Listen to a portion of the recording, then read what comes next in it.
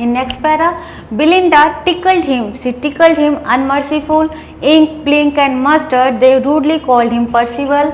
They all sat laughing in the little red wagon at the Relio Trulio Cowardly Dragon. अब इस para में क्या है, ये दिखाता है जो बिलिंडा है, द गर्ल, वो क्या करती है, टीच करती है. टीच का मतलब आपको पता है, तंग करना, परेशान करना. तो बिलिंडा जो है उसे, किसे, ड्रैगन को, कस्टर्ड को परेशान करती है. टिकल्ड हिम अनमर्सीफुल, यानी जब वो उसको टीच करती है तो वो जो है अपनी लिमिट क्रॉस कर जाती है. वो ये नहीं देखती कि वो ड्रैगन को बुरा भी लग सकता है, तो अनमर्सीफुली वो उसको टीच करती है. अब जब बिलिंडा करती है तो उसके साथ इंक, ब्लिंक और मस्टर्ड भी क्या करते हैं, they rudely called him Percival. Percival कौन है, पुरानी कथाओं में there was a character whose name was Percival, means उसका नाम जो भी हो वो पर्सिवल उसको कहा जाता है, क्योंकि उसकी जो हैबिट्स होती हैं वो बच्चों जैसी होती हैं. मतलब वो कितना भी एज में बड़ा हो जाए, लेकिन जो उसकी आदत होती है, वो हैबिट्स जो होती हैं वो बच्चों की तरह होती है. तो इंक, ब्लिंक और मस्टर्ड उसे क्या बुलाते हैं, उसे पर्सिवल बुलाते हैं कि भले तुम बड़े हो गए हो, तुम ड्रैगन हो, लेकिन जो ड्रैगन अपनी बहादुरी के लिए जाना जाता है, तुम अभी भी वैसे बिल्कुल नहीं हो, you are a Percival. They all sat laughing in the little red wagon. अब वो सारे कहाँ बैठे हैं, अपनी उस लिटिल रेड वैगन में बैठे हैं और क्या कर रहे हैं, ऑल सैट लॉफिंग, उसमें बैठकर हंस रहे हैं. किसके ऊपर, एट द रियलियो ट्रूलियो कवर्डली ड्रैगन, उस रियल, ट्रूली और डरपोक ड्रैगन के ऊपर वो हंस रहे हैं. अगेन अगर हम राइमिंग स्कीम की बात करें, अनमर्सीफुल, पर्सिवल, वैगन, ड्रैगन. आपको बताया you can give it the name A A B B C C D D E E F F like this. इसके अलावा अगर हम बात करें जैसे इंक, ब्लिंक और Mustard, they all are animals. तो जहाँ कहीं भी नॉन लिविंग थिंग या एनिमल्स को हम पर्सोनिफाइड कर देते हैं तो वहाँ पर कौन सा फिगर ऑफ स्पीच आ जाता है, पर्सोनिफिकेशन. ठीक है, जिसे हम हिंदी इट इज कॉल्ड मानवीकरण, जहाँ पे हम किसी नॉन लिविंग थिंग को या एनिमल्स को as a human being treat करते हैं. ठीक है, तो आप इसको सी सी भी बोल सकते हैं और डी डी भी बोल सकते हैं. आगे क्या होता है, Belinda giggled till she shook the house and Blink said which is giggling for a mouse. Ink and Mustard rudely asked his age when Custard cried for a nice safe cage. अब इस para में क्या होता है, इसके पहले हमने पढ़ा कि जो बिलिंडा है उसको टीच करती है, बिलिंडा के साथ इंक, ब्लिंक और मस्टर्ड भी उसे टीच करते हैं. अब आगे क्या होता है, जब उसको टीच करते हैं तो बिलिंडा जो है वो हंसती है. कैसे हंसती है, गिगल्ड, यानी मूर्खों की तरह हंसना, बिना बात के हंसना. हंसती जा रही है और इतना हंसती है कि क्या होता है, शी शुक द हाउस, कि उसकी हंसी से जो घर है वो हिल जाता है. एंड ब्लिंक, जो ब्लिंक है वो कौन सी साउंड प्रोड्यूस करता है, which is giggling for a mouse, ये उसकी आवाज़ है, which is weak. Ink and Mustard rudely ask his age, और जो इंक और मस्टर्ड है वो कस्टर्ड को टीच करते हुए कहते हैं, अच्छा ये बताओ, रूडली मतलब बहुत ही मैनरलेसली उससे रूडली आस्क हिज एज, उससे पूछते हैं कि तुम्हारी एज क्या है. एज क्यों पूछते हैं, बिकॉज जो कस्टर्ड है वो हो तो गया है बड़ा, लेकिन he is acting like a Percival. आपको बताया था बच्चों जैसी हरकतें हैं. बिकॉज ही क्राइज, क्या करता है, when Custard cried for a nice safe cage, जब कस्टर्ड अपने लिए एक केज की बात करता है तो वो रोता है, डरा हुआ रहता है.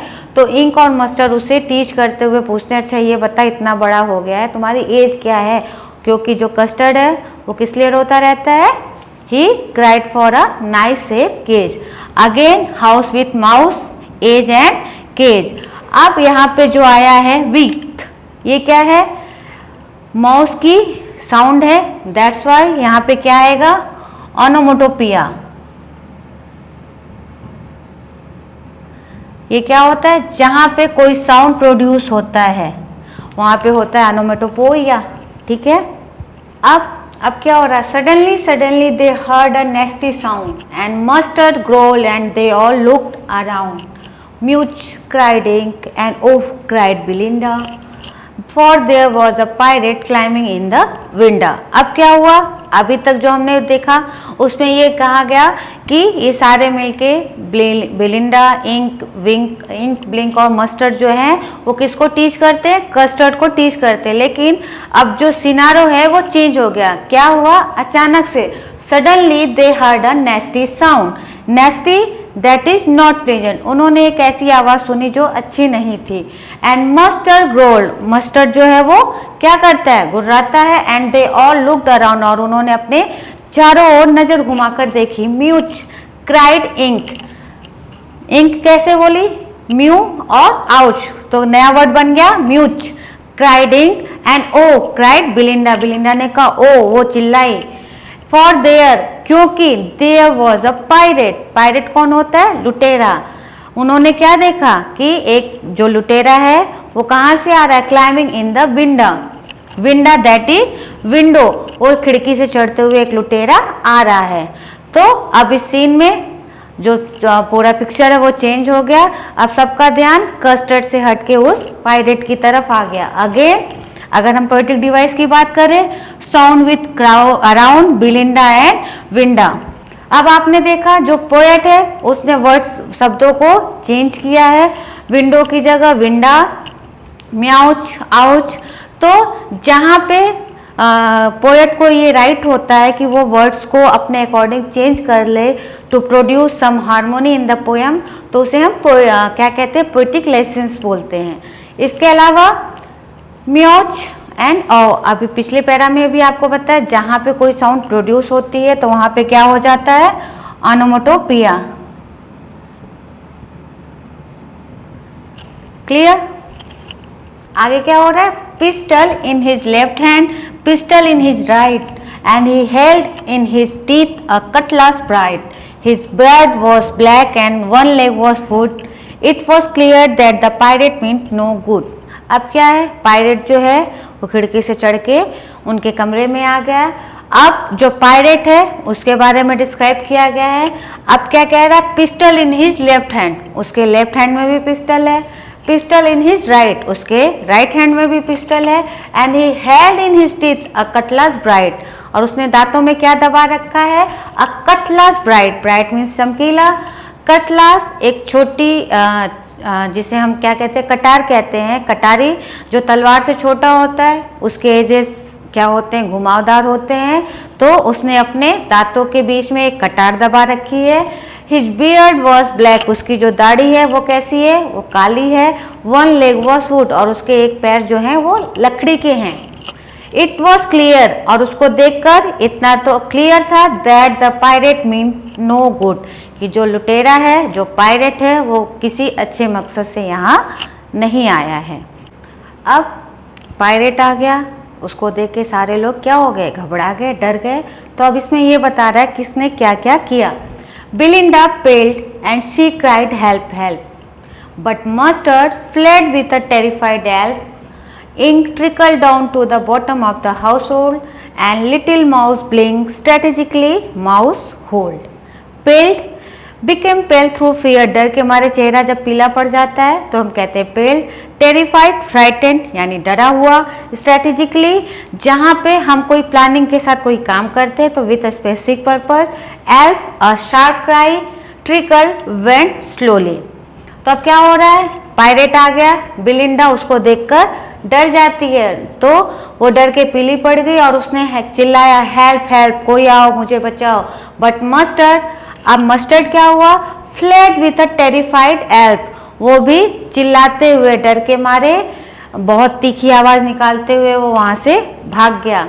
इंक, अब इंक क्या करे, Ink trickle down to the bottom of the household, Ink ने समझा बेहतर यही होगा कि कहीं किसी सामान के बीच में जाके छुप जाए, तो वो जाकर छुप जाता। और लिटिल माउस ब्लिंक क्या करता है, स्ट्रेटेजिकली माउस होल्ड, उसने सोचा सबसे बेहतर है कि अपने बिल में जाकर वो छुप जाए। तो देखा आपने, सब अपने अपने तरीके से अपने आप को बचाने की कोशिश करते हैं।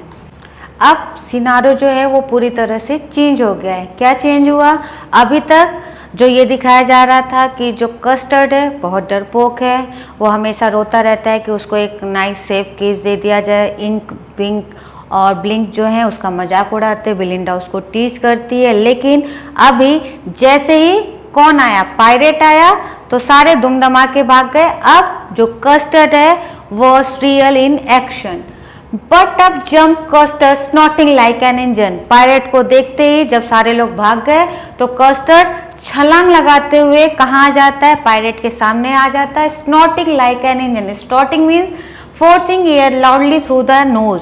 जब गुस्से में इंसान हो जाता है तो क्या होता है, उसकी नाक फड़फड़ाने लगती है, सांसें तेज चलने लगती है।